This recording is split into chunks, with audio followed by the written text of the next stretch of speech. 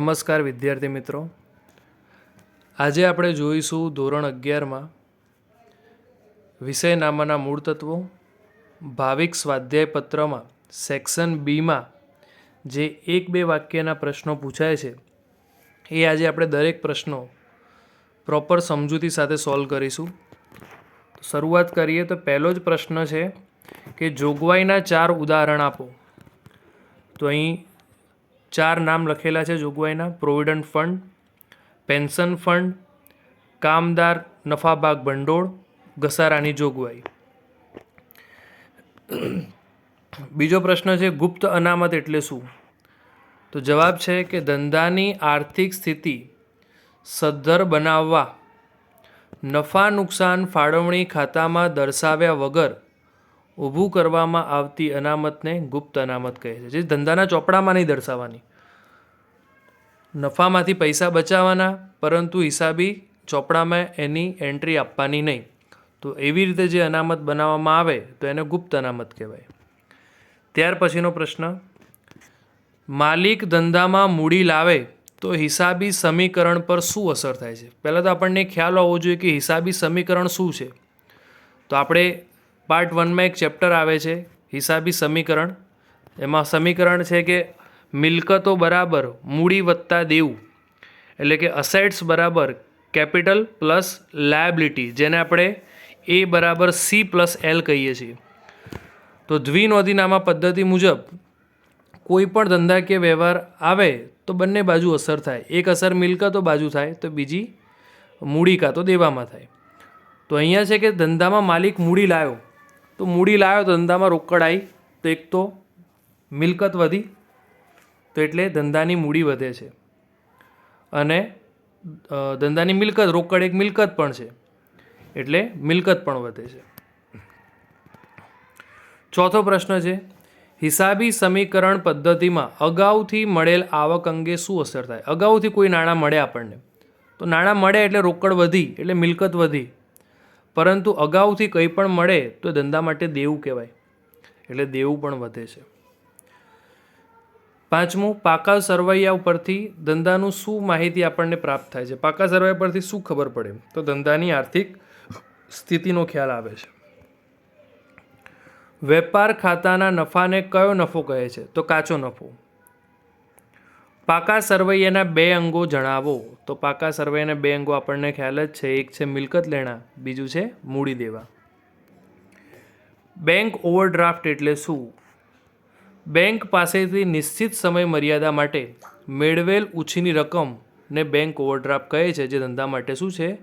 દેવું. બેંક આપણી શાખ પ્રતિષ્ઠાને આધારે આપણા ખાતામાં જે રકમ હોય એના કરતાં વધુ રકમ ચૂકવવા માટે આપણને સગવડ પૂરી પાડે છે. પણ એના ઉપર બેંક નિશ્ચિત સમય માટે આપણને જેટલા સમય માટે રકમ આપી હોય એના ઉપર વ્યાજ સાથે એ ચાર્જ કરે. એટલે આપણને અત્યારે તો પૈસા મળી જાય, પરંતુ ભવિષ્યમાં આપણે ચૂકવવા પડશે, એટલે દેવું છે. પ્રોવિડન્ટ ફંડ ખાતું કઈ બાકી દર્શાવે છે? તો જમા બાકી દર્શાવે છે. રોકડ મેળ કોની ગરજ સારે છે? એનો મતલબ કે રોકડ મેળ તમે બનાવો તો એની જગ્યાએ તમારે શું ના બનાવવું પડે, શું બનાવવાની જરૂર નથી. તો રોકડ ખાતું અને આમનોંધ બનાવવાની જરૂર નથી. એટલે રોકડ મેળ બનાવો તો રોકડ ખાતા અને આમનોંધની ગરજ સારે છે. ત્યારબાદ સામાન્ય રીતે સામાન્ય ખાતા વહીમાં કયા પ્રકારના ખાતાઓ દર્શાવવામાં આવે છે? તો વેપાર ધંધાને લગતા બધા જ ખાતાઓ સાદી ખાતા વહીમાં દર્શાવવામાં આવે છે. NEFT અને RTGSનું પૂરું નામ જણાવો. તો NEFTનું પૂરું નામ છે નેશનલ ઇલેક્ટ્રોનિક ફંડ ટ્રાન્સફર, જ્યારે RTGSનું પૂરું નામ છે રિયલ ટાઈમ ગ્રોસ સેટલમેન્ટ. બેંકે આપેલ વ્યાજની નોંધ રોકડ મેળમાં કેવી રીતે કરશો? બેંકે આપણને વ્યાજ આપ્યું એટલે આપણા માટે આવક કહેવાય, અને આવક હોય એ પાસબુકમાં એની જમા બાજુ એન્ટ્રી પડે. અને આપણે જ્યારે રોકડ મેળ ચેપ્ટર ભણ્યા હતા ત્યારે શીખવાડ્યું હતું કે પાસબુકમાં જે જમા થાય એ રોકડ મેળમાં ઉધાર થાય, અને રોકડ મેળમાં જે જમા થાય એ પાસબુકમાં ઉધાર થાય. એટલે આપણને વ્યાજ મળ્યું તો પાસબુકમાં એની એન્ટ્રી જમા થઈ છે, તો રોકડ મેળમાં એની એન્ટ્રી ક્યાં થાય? તો કે ઉધાર બાજુ. ઉધાર બાજુ એટલે રોકડ મેળની આય બાજુ. એટલે બેંકે આપેલ વ્યાજની નોંધ રોકડ મેળમાં આય બાજુ બેંકના ખાનામાં લખવાની રહેશે. બેંક ઓવરડ્રાફ્ટની કઈ બાકી હોય છે? તો બેંક ઓવરડ્રાફ્ટ દેવું છે ને દેવાની બાકી હંમેશા જમા હોય એટલે જમા બાકી. ચેકનો વેચાણ શેરો એટલે શું? વેચાણ શેરો આપણે સમજ્યા હતા કે કોઈ એક વ્યક્તિ પાસેથી પૈસા લેવાના હોય અને બીજા વ્યક્તિને પૈસા આપવાના હોય, તો સામેવાળા પાસેથી જે પૈસા મળ્યા એ આપણે ડાયરેક્ટ પેલા જે વ્યક્તિને આપણે ચૂકવવાના હતા એને આપણે ડાયરેક્ટ આપી દઈએ તો વેચાણ શેરો કહેવાય. એટલે જ અહીંયા લખ્યું છે કે દેવાદાર પાસેથી મળેલ ચેક. દેવાદાર એટલે કોણ? જેની પાસેથી આપણે પૈસા લેવાના છે. એ દેવાદારે આપણને જે ચેક આપ્યો એ આપણે કોને આપી દીધો? તો કે આપણા લેણદારને આપી દીધો, કે આપણે જેને દેવાના હતા. તો અહીંયા શું થયું કહેવાય? ચેકનો વેચાણ શેરો. ત્યારબાદ અનામતના 2 ઉદાહરણ આપો. તો સામાન્ય અનામત છે, કારીગર અકસ્માત વળતર ભંડોળ, રોકાણ વધઘટ અનામત. બરોબર. સરભર ખાતું એટલે શું? તો કે ખાતાની બંને બાજુની રકમનો સરવાળો સરખો મળે તો ત્યારે ખાતું સરભર થયું કહેવાય. કોઈ પણ બાજુ રકમ ના ખૂટવી જોઈએ. ઉધાર બાજુ જેટલી રકમો છે એનો સરવાળો અને જમા બાજુની રકમનો સરવાળો સરખો થઈ જવો જોઈએ તો ખાતું સરભર થયું કહેવાય. ફરીથી એ જ પ્રશ્ન છે કે ખાતું સરભર થયું ક્યારે કહેવાય? તો કે જ્યારે ખાતાની બંને બાજુની રકમનો સરવાળો કેવો મળે? સરખો મળે તો ત્યારે ખાતું સરભર થયું કહેવાય. એક નોંધી હિસાબી પદ્ધતિ એટલે શું? તો આપણે ભણ્યા હતા કે નાના વેપારી કે પરચુરણ ધંધો કરનારા ધંધાના કેટલાક વ્યવહારની 1 અસર આપે છે તો કેટલાક વ્યવહારની 2 અસર આપે છે, અને એ લોકો આ પદ્ધતિ અનુસાર હિસાબો તૈયાર કરે છે તો એને એક નોંધી હિસાબી પદ્ધતિ કહે છે. સિંકિંગ ફંડ એટલે શું? તો કે લાંબા ગાળાની કોઈ જવાબદારી ચૂકવવા, કે વ્યાજની નિયમિત ચૂકવણી કરવા માટે, કે કાયમી મિલકત ખરીદવા માટે નફાનો કેટલોક ભાગ જુદો રાખી જે અનામત ઊભું કરવામાં આવે છે એને સિંકિંગ ફંડ કહે છે. તમારે કાં તો કંઈ લાંબા ગાળાનું દેવું ચૂકવવાનું હોય, કાં તો તમે નિયમિત જે તે જગ્યાથી નાણાં લીધા છે ઉછીના એમને નિયમિત વ્યાજ ચૂકવવું હોય, કે કાયમી મિલકત ખરીદવા માટે તમે અત્યારે ધંધામાં જે નફો થયો એમાંથી થોડા રકમ આ હેતુસર બચાવતા જાઓ છો અને જે અનામત ઊભી થાય છે એને સિંકિંગ ફંડ કહે છે. આમાં પ્રશ્ન એવો પૂછાય કે સિંકિંગ ફંડનો ઉપયોગ કયા હેતુસર થઈ શકે? તો એ આ જ જવાબ રહેશે. ત્યારબાદ ડિવિડન્ડ સમતુલા ભંડોળનો હેતુ જણાવો. આ પણ એક અનામતનો જ પ્રકાર છે. આપણે ભણ્યા હતા કે ડિવિડન્ડ સમતુલા ભંડોળ એટલે શું, એનો ઉપયોગ શું હોય? તો કે નામ ઉપરથી જ ખબર પડી જાય કે ભાઈ આ જે ભંડોળ અનામત બચાવ્યું હોય શેના માટે બચાવ્યું છે? તો કે ડિવિડન્ડ ચૂકવવા. તો કે શેર હોલ્ડરને નિયમિત ડિવિડન્ડ ચૂકવવા માટે જો કોઈ વર્ષે ધંધામાં નફો ના થાય તો આ અનામતમાંથી તમે ડિવિડન્ડ ચૂકવી શકો છો. કે ભાઈ આપણા જે શેર હોલ્ડરો છે દર વર્ષે ડિવિડન્ડની આશા રાખતા હોય. માની લો કે કોઈ વર્ષે ધંધામાં નફો ઓછો થયો કાં તો નફો ના થયો તો ત્યારે એ લોકોને ડિવિડન્ડ આપણે શેમાંથી ચૂકવીશું? તો કે જ્યારે પાછલા વર્ષોમાં જ્યારે નફો થતો હતો તો આપણે એમાંથી થોડી રકમ બચાવી હોય ડિવિડન્ડ ચૂકવવા માટે, એ અનામતને કહેવાય ડિવિડન્ડ સમતુલા ભંડોળ.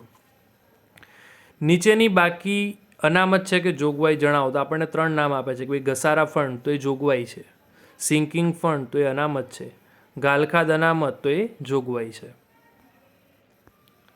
પછીનો પ્રશ્ન છે કે ધંધાનો માલિક ધંધામાંથી ₹3000નો માલ લઈ જાય તો આ રકમ કયા ખાતે ઉધાર થશે અને કયા ખ્યાલ અનુસાર? તો કે ધંધાનો માલિક ધંધામાંથી જ્યારે 3000નો માલ લઈ જાય તો એ ઉપાડ ખાતે ઉધાર થાય. અને એ કયા ખ્યાલ અનુસાર? તો કે હિસાબી એકમ કે ધંધાનું માલિકથી અલગ અસ્તિત્વ. આવો એક હિસાબી ખ્યાલ આવે છે કે ધંધો અને માલિક બંનેનું અસ્તિત્વ કેવું છે? અલગ. એટલે જ તો આપણે વ્યવહારની એન્ટ્રી અલગથી કરવી પડે છે. તો ધંધો અને માલિક બંનેને આપણે એક જ કન્સિડર કરતા હોઈએ તો આપણે ઉપાડ ખાતે લખવાની જરૂર જ નથી.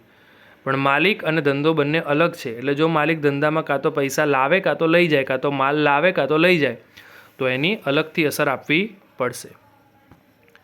આખર સ્ટોકની 2માંથી જે કિંમત ઓછી હોય તે ધ્યાનમાં લખાય. કયા ખ્યાલ અનુસાર? તો દૂરદર્શિતાનો ખ્યાલ.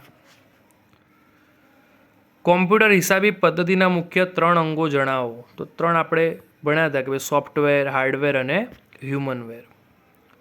મહત્વતાનો ખ્યાલ કોની સાથે સંકળાયેલ છે? મહત્વતાનો ખ્યાલ યાદ કરો. મહત્વતાનો ખ્યાલ શું કહે છે કે ભાઈ દરેક મહત્વની બાબતો જે ધંધામાં અસર કરે છે દરેક વસ્તુ તમારે દર્શાવવી જોઈએ. એટલે એ ખ્યાલ કોની સાથે સંકળાયેલો છે? પૂર્ણ રજૂઆત. કોઈ પણ માહિતી તમારે અધૂરી રાખવાની નથી. પૂરેપૂરી દરેક બાબતો જે ધંધાને અસર કરે છે એ દર્શાવવી જરૂરી છે. એના પછી રૂઢિચુસ્તતાના સિદ્ધાંતના અન્ય નામ જણાવો. કે ભાઈ જે રૂઢિચુસ્તતાનો ખ્યાલ ભણ્યા હતા આપણે, એને બીજા કયા નામે ઓળખાય છે? તો કે દૂરદર્શિતાનો ખ્યાલ, ડાપણનો ખ્યાલ કે શાણપણનો ખ્યાલ. બાહોશ ઉત્પાદક મેનેજર ધંધામાંથી રાજીનામું આપે તો તેને કયો ખ્યાલ લાગુ પડે? બાહોશ એટલે કે એવું ઉત્પાદક મેનેજર આપણા ધંધામાં હતો જેના કારણે આપણને નફો થતો હતો, ધંધો સારી રીતે સંચાલન એનું થતું હતું, અને માન લો કે રાજીનામું આપે છે, નોકરી છોડીને જાય છે, તો એ આપણને કયા ખ્યાલ અનુસાર એની અસર થશે? તો નાણાકીય માપનો ખ્યાલ. કોઈ વ્યક્તિ ધંધામાંથી રાજીનામું આપે તમે એને માપી ના શકો, નાણાંમાં એને ના માપી શકાય. કોઈની ઈમાનદારી છે, બરાબર, તો કોઈની પ્રામાણિકતા છે, તો એ બધી બાબતો તમે નાણાંમાં માપી શકતા નથી. તો આ એક નાણાકીય માપના ખ્યાલની મર્યાદા છે કે ભાઈ કોઈ પ્રામાણિકતા માપવી હોય, કોઈ વ્યક્તિનું ધંધામાં મહત્ત્વ કેટલું છે, તમે નાણાંમાં ના માપી શકો. તો એના માટે આપણે આ ખ્યાલમાં એની મર્યાદા તરીકે ભણ્યા હતા. દેશીનામામાં મિતિનો અર્થ સમજાવો. તો કે દેશીનામા પદ્ધતિમાં જે તમે વિક્રમ સંવતનું વર્ષ લખો છો, દેશી માસ લખો છો, પક્ષ તિથિ જે દર્શાવો છો એને મિતિ કહે છે. ખાતાનું સાંધણ એટલે શું? તો કે દેશીનામા પદ્ધતિમાં જ્યારે કોઈ વ્યક્તિનું ખાતું જે પાના પર તૈયાર કરવામાં આવ્યું હોય અને તે પાનું ભરાઈ જાય તો ત્યારે તેનું ખાતું તે પાનાની પાછળની બાજુ કે નવા પાના પર લઈ જવામાં આવે તેને ખાતાનું સાંધણ કહે છે.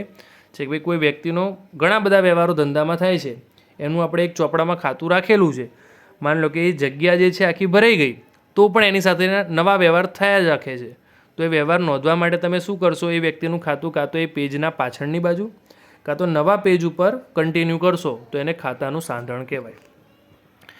ત્યારબાદ હિસાબી સમીકરણ લખો.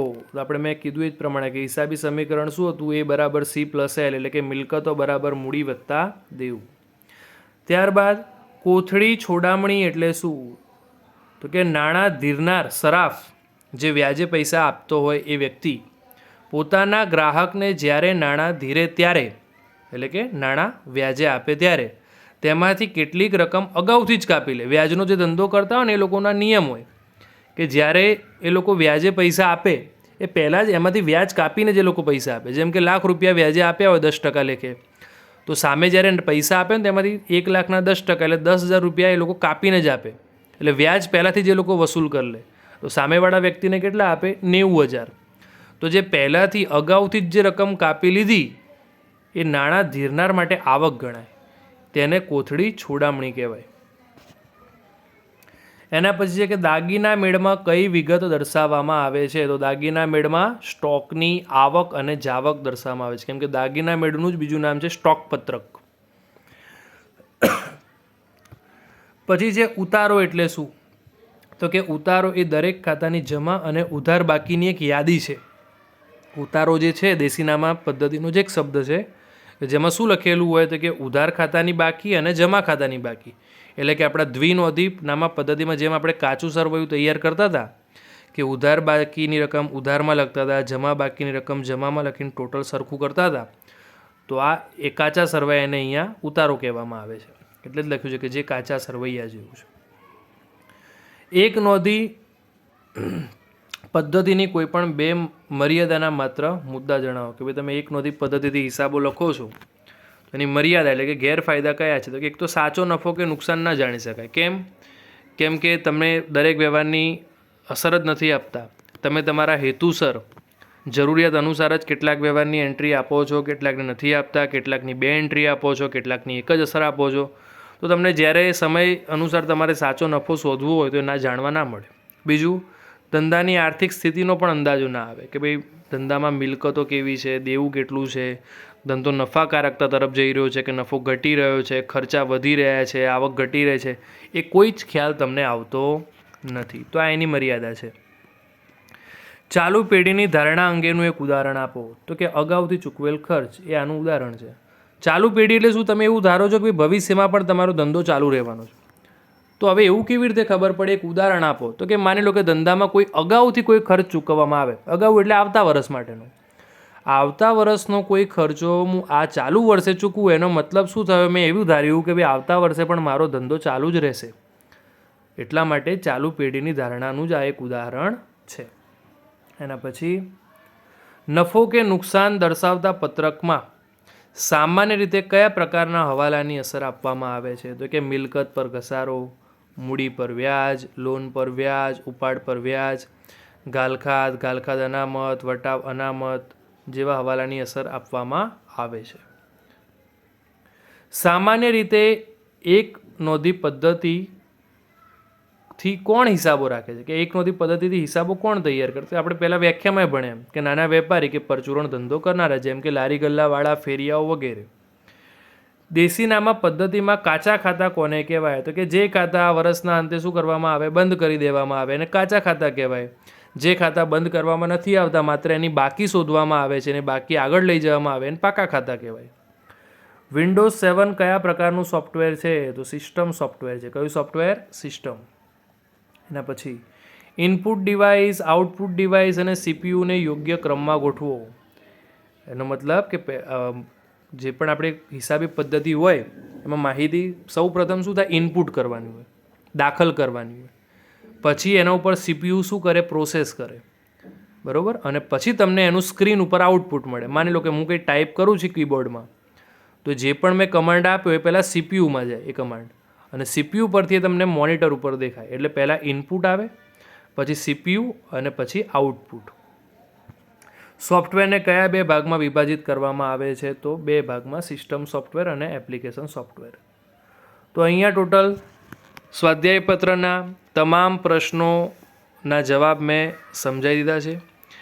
એમ છતાં તમને કોઈ ના ખબર પડે તો તમે કમેન્ટમાં બતાવજો, બરાબર. તો અહીંયા સેક્શન બીના દરેક પ્રશ્નોનું આપણે સમજૂતી આપી છે. Thank you.